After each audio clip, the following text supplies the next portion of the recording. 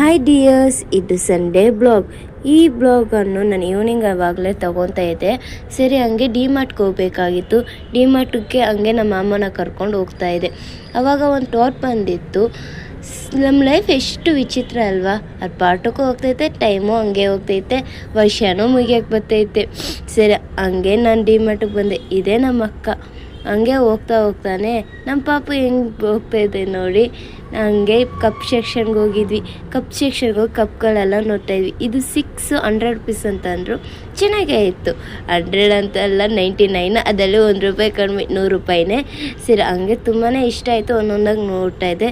ಮತ್ತು ಹಂಗೆ ಈ ಬ್ಲ್ಯಾಕ್ ಕಲರ್ ಚುಕ್ಕೆ ಇಟ್ಕೊಂಡಿರೋದೇ ತೊಗೊಂಡಿದ್ದೆ. ಮತ್ತು 2 ಕಪ್ ತೊಗೊಂಡೆ. ಅದು ಸರ್ಗೆ ಮತ್ತು ಮ್ಯಾಮ್ಗೆ ಈ ಗೋಲ್ಡನ್ ಕಲರೇ. ಮತ್ತು ಇಷ್ಟೇ ಈ ಬ್ಲಾಗ್. ನಾನು ಮನೆಗೆ ಬಂದುಬಿಟ್ಟೆ. ಹುಷಾರಾಗಿರಿ, ಬಿ ಸೇಫ್, ಬಾಯ್.